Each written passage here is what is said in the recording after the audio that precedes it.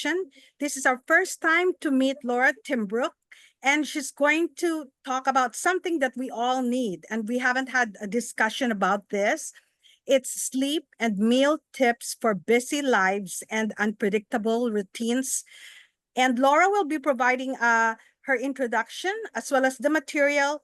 Please complete your questions or submit your questions via the chat and complete the session evaluation at the end of the session. Take it away, Laura. Thank you for sharing with us your time. Absolutely. Thank you so much for having me. I'm so excited to be here. And my name is Laura Timbrook. I'm a board certified health and wellness coach, and I've been working in the corporate wellness industry for over a decade.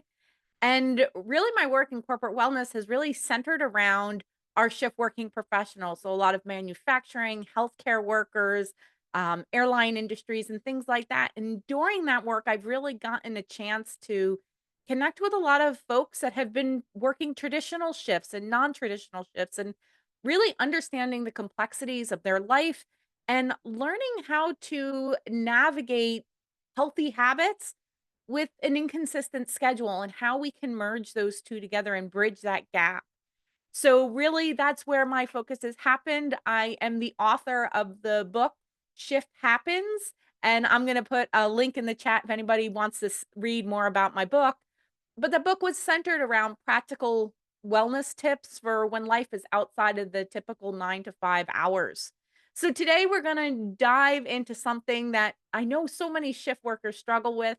And just a brief, if you have any questions, and I know Arlene was talking about this put them in the chat and we can go ahead and address them too. But I know one of the things that a lot of us struggle with when we're working shifts is sleep and meals are the two big ones. How do we get better sleep and how do we eat when essentially our world is kind of shifted upside down? I've worked with teams across industries, and one of the things I've learned is that our routines are a lot of times anything but routine. So, how do we create healthy habits that fit for those routines? So, I don't want to take a lot of time. I want to dive right into 4 tips that we can talk about. So, let me just quickly put my book in the chat here if anybody wants to go check it out. And the other thing I'm going to be doing today is if anybody's interested, oops, that is not the link. Hold on. If anybody else is interested, I can go ahead and there you go. I have a 30-day email that is going to go through once a week that'll go a little bit into more of these tips. But right now, let's just have a moment and talk about sleep.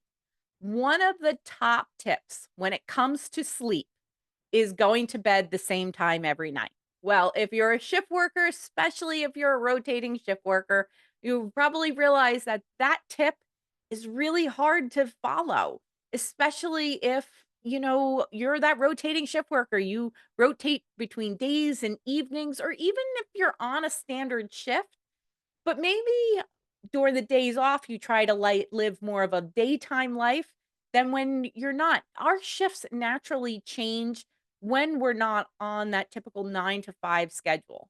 But here's the thing, our bodies love routine. There's so much data showing that going to bed the same time every night is great, but that doesn't work for a lot of us. So, what is the next best thing that we can do? Well, it really comes down to allowing our bodies to have some sort of routine. So, for a lot of us, that's simply a bedtime routine. It's just allowing our body to know, hey, listen, this is the steps that happen before we go to sleep. So it's something that I like to call the shift sleep stack. So what it's just our habits. So it might be something like brushing your teeth, then maybe a 5-minute stretch, or maybe it's taking a shower, then getting into that cool, dark, quiet environment. And it all just allows our bodies to know when we brush our teeth, when we do those stretches or take that shower, and we're getting into that environment that this is our body's way of knowing, hey, we're shifting to where we're going to need to sleep. See, a lot of times what happens if we get off the shift, maybe we haven't eaten for a while and we're hungry, we're eating a meal and we're going to get into shift and meal timings. That's going to be actually one that we're going to talk about here in a second. But and a lot of times then we're trying to watch TV shows or maybe get some chores done we haven't, and then trying to go to sleep right after, right? A lot of times our bodies need that preparation. See, the crazy thing is we naturally do this for young kids. We kind of forget about it when we get older. And one of the things I've realized is when we're struggling to go to get good quality sleep, one of the best things we can do is set up this sleep routine to help us. So if anybody has a sleep routine, feel free to add it in the chat. Maybe it's something you do naturally and you haven't even thought about it. A lot of times people do generally have a sleep routine, but when days get busy, we often forget about it. That's when it's really important to keep it in place. Now, we talked really briefly about that sleep environment. That sleep environment is really key. We know if we can have a cool, quiet, and dark environment, those are three areas that we thrive. And we go into this in the book even more in depth. But one of the things to keep in mind is try to keep a cool, dark, and quiet environment. So that might be putting on noise canceling headphones. That might mean blackout curtains or a sleep mask. And that might be sleeping with a fan or utilizing cooling sheets or increasing the air conditioner. Or maybe it's even finding a cooler room in your house that might be more conducive to sleeping maybe in the daytime. We talked a little bit about meal timing, and this is really kind of that second tip when it comes to sleep. See, the interesting thing is when we talk about sleep and meal timings, these actually span both areas. And it's no wonder why we often see in shift work why these two areas are so important. So, one of the things that we notice is a lot of times we have a tendency, even when we might be working a different schedule. So I'm going to use our third shift schedule just for an example. So let's say we go to work at 11 o'clock and we come home about 6 or 7 a.m., right? A lot of times when we go to work at 11 o'clock, we might be, our first meal of the day might be 5 p.m. And maybe it's a big meal, maybe it's not. A lot of times what I was noticing is that we are trying to live that breakfast, lunch, and dinner on a flipped schedule. So we would have a smaller dinner. Our bigger meal is actually a lot of times at the very end of our shift or when we get home, and then we're trying to go to sleep. Here's the crazy thing is when we're digesting a heavy meal, it's going to have our body working overtime. That is not when our body wants to sleep. So if we reverse engineer it and we put our larger meals around when we're most active and that smallest meal around sleep, this is how we can better support our body in getting better sleep. It's so amazing when we start realizing that that hamburger at 2 a.m. because we're starving, because we haven't had a chance to eat, and now we're on lunch break, and the only thing open might be a fast food restaurant. A lot of times when we're eating that at such early hours in the morning, for most people, our body is still set to that circadian rhythm to be in kind of that cleansing period. So adding in that burger at 2 a.m., even though this might be a normal hour for us, our body still knows it. So easier meals on the night shift, if we can kind of acknowledge that. And I'll give you two tips with this as well. If you work like a 7 to 7 style shift, if we can get one larger meal before our shift starts, that usually helps.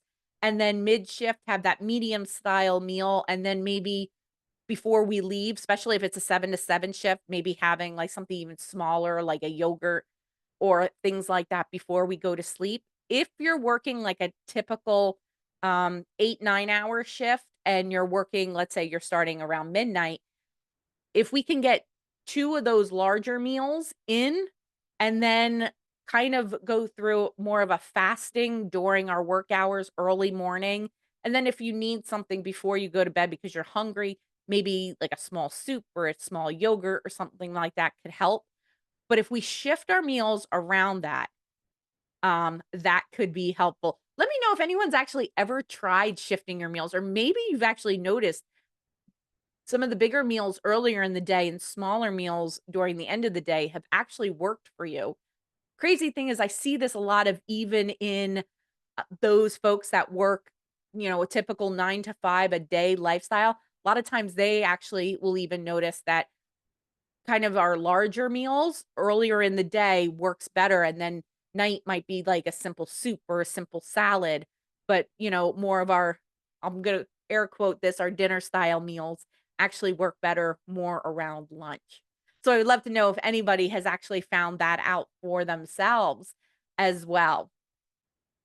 You know, in when we talk about sleep and meals, it's so tied together. One of the things to keep in mind is food is fuel. So if we could put that fuel around the time that we're going to need the most energy, this is how we can support our bodies and our circadian rhythms a little bit more seamlessly and to really kind of help us. So I know we're probably about halfway through, so I want to jump over into the meals portion of this. I see, Carla, my lunch is my biggest meal, and that helps with my GERD problems at night. Absolutely. This is something we see so much is that, and it's interesting. A lot of times, even when we have larger dinners, we see more acid reflux happening. So, folks that suffer from acid reflux, great way. I see, I was able to control my weight better if I ate my main meal during the day. Absolutely. I love that we're already recognizing that these bigger meals really work better. Um, you don't work shift work, but you tried to move the larger. Hello, I've been waking up because I am hungry. I think it's just habit, maybe. Okay. But it also could be that you are hungry. I just need to move a little later in the day and then just stick with it. A lot of times it is habit because that is coming up. Um, I grew up in Mexico where we ate our largest meal at 3:30. Absolutely, and maybe for you, that earlier in the day might be 3, it doesn't have to be noon if it's too long. It's really whatever works for you, and I love the fact that you're saying really that 3:30 might be a good time. So, absolutely, where you feel the best, and everyone's gonna be a little bit different, and I'll tell you, ancestry does play a role in how the foods we eat and the nutrition. Totally a different topic for another day, but you might be onto something. So I love that we're talking about this. So let's talk about just some really easy meal tips for when life is really chaotic. It happens a lot for shift workers, but it can happen for anybody. I don't work shifts, and I do a lot of these tips I'm talking about on a regular basis. One of my favorite when it comes to meals, especially if you're busy, is think about meals as compartmentalized, right? So a lot of times I like to think of meals as we need a protein, we need a fiber or a high or a carb, and then we need a fat. See, each one of these areas play a key role in our body. See, protein are those building blocks for us. Carbohydrates, they are our number one source of energy. Fiber, when we tie it with a carbohydrate, helps our digestion. And fat, that mobilizes all our vitamins, minerals, and nutrients. All of these components matter, and sometimes we might need more components and less of others. So, if someone's ever been on a lower carb diet, and maybe you feel really good because you've been focusing on protein and you're focusing on fat, and you have a lower amount of carbs and you feel great. Other times, people are like, no, I don't feel that great. So, we sometimes just have to modify these a little bit, but that's really what it comes down to is when we compartmentalize it. So, what does this mean? I like to kind of think of picking one for each category or what we think we need at that moment. So, And the good thing is a lot of times this works really well with a busy lifestyle. So I worked recently with a lot of truckers. So they were over the road truckers, and we were trying to figure out meals. And when we were talking about the compartmentalized, we talked about hard boiled eggs, great sources of protein and fat. So you got a two for one in that area, right? And then maybe we're looking at something like an apple. It gives them the fiber and those carbohydrates for energy. So we can look at foods that allow us to have the best of both worlds. My personal favorite breakfast of mine when I'm on the road and things are busy, I love some almonds, an apple, and a cheese stick. That is a little bit of everything. I'm able to run out the door and I'm still getting nutrition in. And actually, when we think about it, almonds are 6 grams of protein. A cheese stick is usually about seven. That's still 13 grams of protein in just a few items. So there's easy ways that we can look at things like that. So when we compartmentalize those meals and don't really have to figure out what I'm having for dinner, especially when we're busy and we're running around and we're on the road. Compartmentalized meals can really help.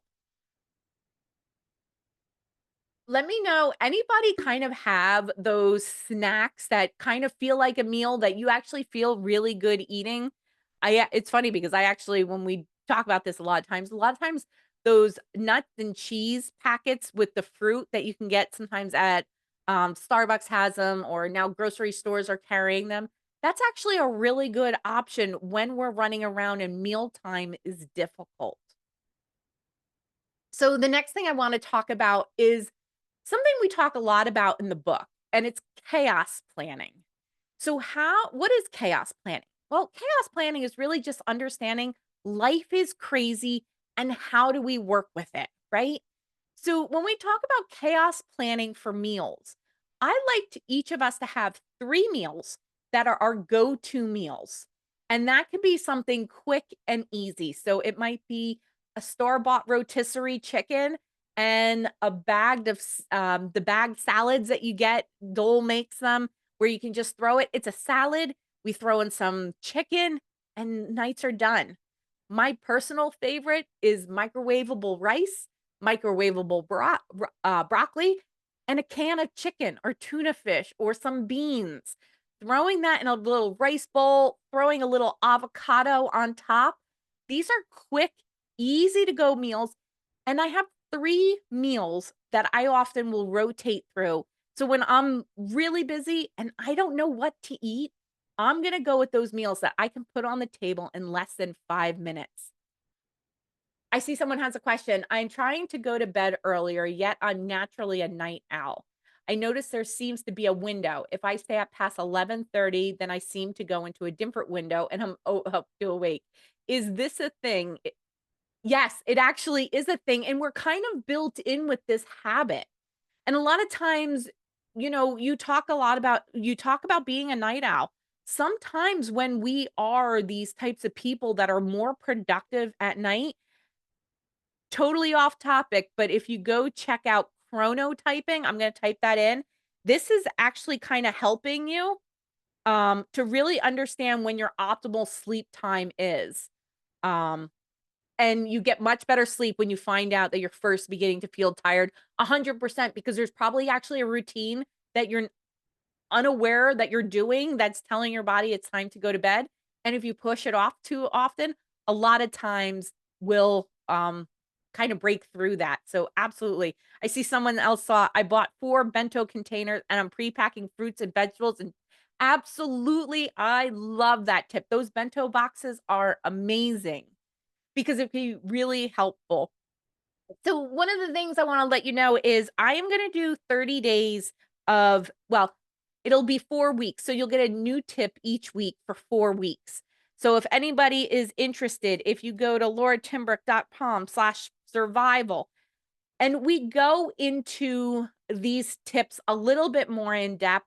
If you're interested, the book has this, but I see we have about 5 minutes remaining. So I want to give some time to some questions. And as we're waiting for some questions, I'm going to just kind of recap that crisis. that little snack, that chaos planning meal tip. Just lost my words there for a moment. But when we talk about that, having those 3 meals. So one of the things I'd like to say is with those 3 meals, if we can keep them close to what we normally grab. So if maybe pizza is your go-to, maybe a healthier option for you might be a tortilla or like a flatbread, little bit of tomato sauce, 1 ounce of cheese, and then some protein style toppings. That could be some leftover rotisserie chicken. It can be some ham, kind of I like to stick with a lean meat, a lean protein. One of the things that we can also do, my personal favorite go-to pizza when it comes to that is goat cheese and kale, with a little bit of fresh mozzarella cheese on top. That's kind of one of my go-to favorites, but really kind of keep to what we naturally go to. I peanut butter and apples when I'm super busy and super hungry. Absolutely. And honestly, peanut butter and apples is a great idea because again, with peanut butter, we're getting some protein. With apples, we're getting that energy that we need. And apples also are a really good source of fiber. So that's a great option. We see the same thing with celery and tuna fish or celery and peanut butter.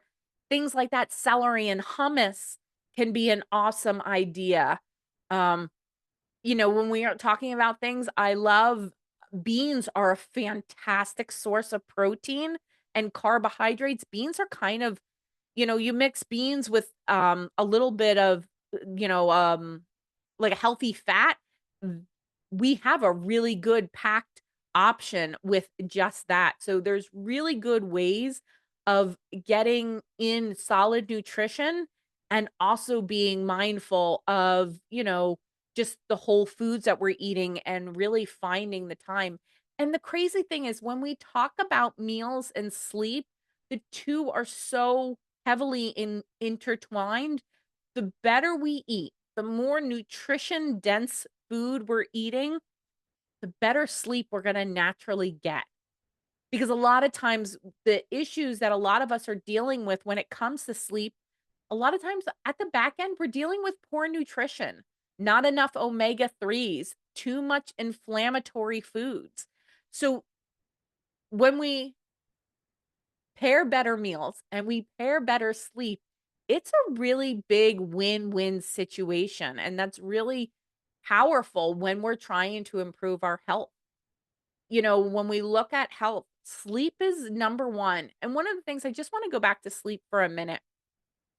How many of you on here can say that probably sleep is something you have to work on? Maybe you're not getting that 7 to 9 hours of sleep. If you feel like that is you. I see some people raising their hands. I know everybody talks about how important 7 to 9 hours of sleep is, and don't get me wrong, it is super, super important, but we also won't do well if we go from 4 hours and try to force our lifestyle to fit 8 hours. Take some time, do small incremental changes. Maybe we're moving from 5 hours to 5.5, right? Let's slowly increment it. That way we can stick to it. See, that's the biggest thing when we're talking about sleep and meals. There's small incremental changes. This is what leads to sustainable results. And this is what we really want to focus on. So, one of the things I ask you is from what we talked about today, pick out one thing today that will work from you. And then if you want, sign up for the 30 days. And also when you sign up for the 30 days, I'm going to give you my 4-tip survival for shifts. And it goes into meals and tips like we talked about here. It goes into it a little bit more in depth. So focusing on those small changes, one at a time, is how we really go ahead and we boost our habit changes. We make better, excuse me, better sustainable habits. Is there any questions?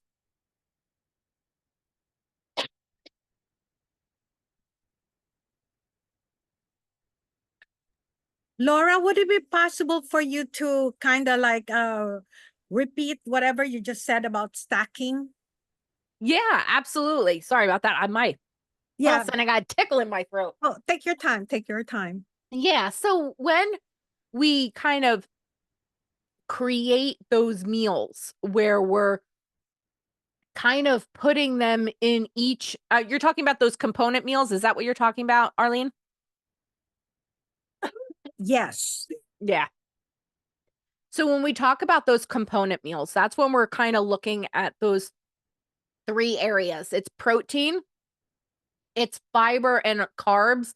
So we say fiber and carbs because when we talk about complex carbohydrates, they have more fiber, so they sustain energy longer. And then we have the fat, which kind of transports those nutrients. So, if we think about food as, um, the main areas they live in. So, meaning something like an animal protein would fall under our protein.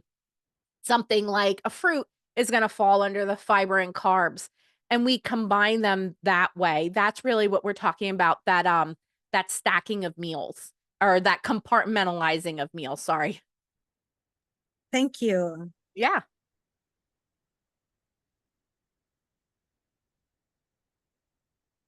I guess they wanted you to type the site that you have recommended again. Oh, yeah. Are you talking about? I see that. I don't want to interrupt you. The site you recommended. Oh, I think it was that with the chronotyping. Let me see. Hold on. Let me go back here.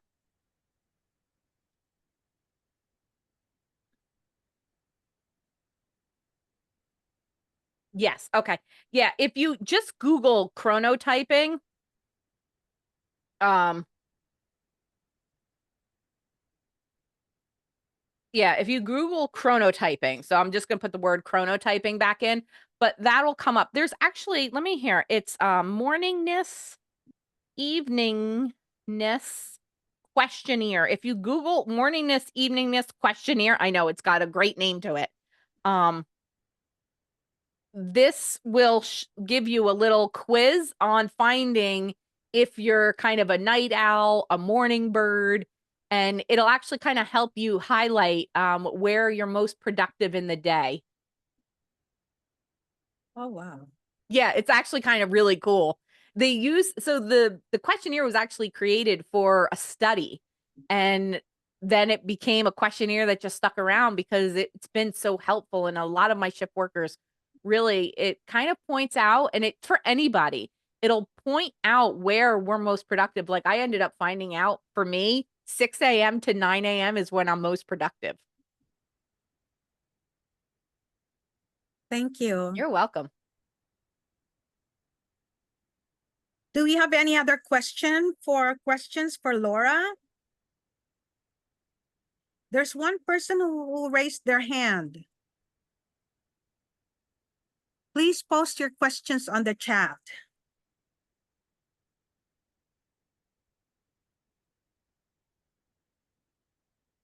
Well, Laura, thank you so much for your time. I don't see additional question and I will be, oh, sorry, there was one. Oh.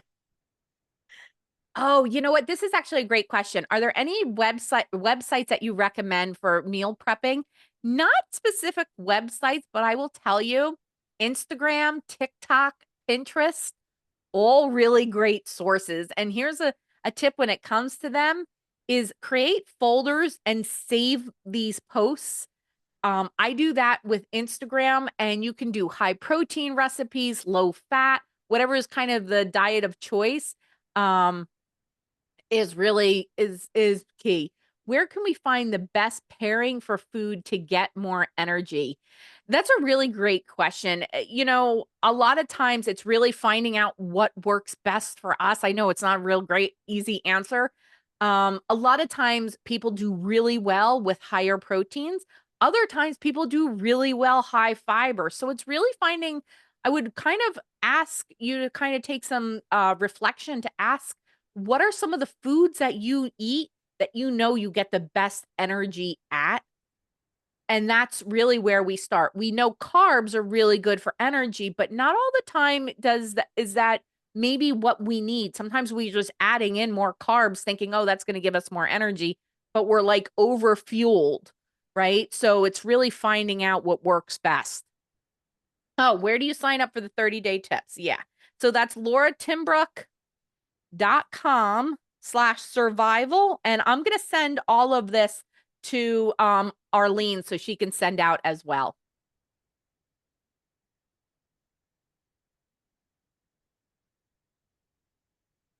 Well, it's at 12:35, and this has been a very productive and very informational and practical session for us.